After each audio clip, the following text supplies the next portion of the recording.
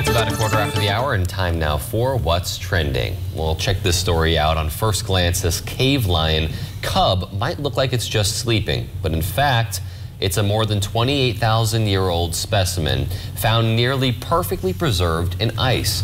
The cub was one of two found in permafrost by mammoth tusk hunters in Russia's Siberian Arctic. The cub, nicknamed Sparta, is so remarkably well preserved that scientists say its matted fur is undamaged and its claws are still sharp. Evidence suggests that the cub died suddenly, and scientists believe likely not at the hands of a predator. The next step will be DNA tests, which could reveal a treasure trove of cave lion genetic info. And I think this story is really cool. You know, seeing that thing, just like it said, perfectly preserved, is amazing. You know, to think that in the fur, it almost looked like something that had just died. But it's going to be really interesting to learn more about it as they do those tests. Yeah, I'm really curious to see like what they're going to be.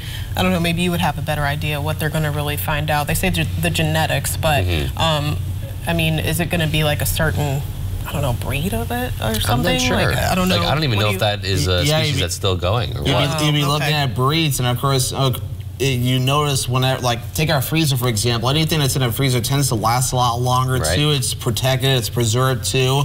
Permafrost, that next level up too, and that's kind of cool to really see that. I mean, it's almost like it is preserved through time, and thankfully not alive like what you see in the movies, so where subject randomly comes back to life when you melt it. So nothing going on there, but still, it's really cool to just see that. And science is always evolving. It's always just cool to see what else science do. There's so much science in the world, whether you're in outer space, doing animal research, or on a more kind of important note, of course, the COVID-19 vaccines too, as we learn more about those and the effectiveness of how keeping us safe. Yeah, that's really interesting. Well, speaking of discoveries, it's been 6 years since a historic discovery underneath the center of Mexico City, and a team of archaeologists and anthropologists recently reached one of their most impressive finds. It's a column of human skulls that once composed the outer facade of a sacred temple, a landmark of the Aztec capital of Tenochtitlan. Excuse me if I said that wrong.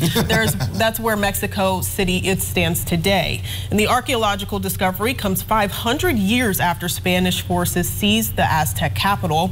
It's the same place conquerors described in their chronicles about the fall of the great Tenochtitlan, again, back in 1521.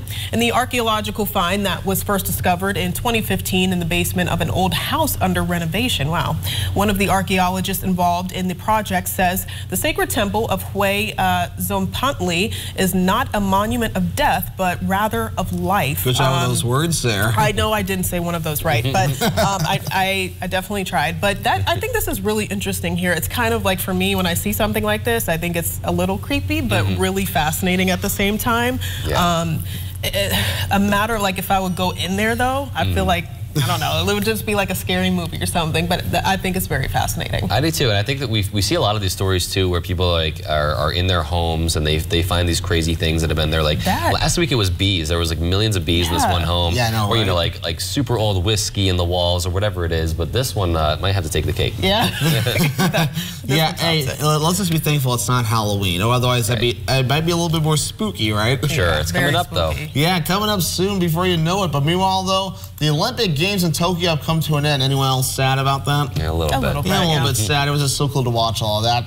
But it was all about the dogs this weekend in Virginia. The Dog Olympic Games took place in Alexandria at Bark House, a dog-friendly bar and restaurant that features an indoor and outdoor dog park.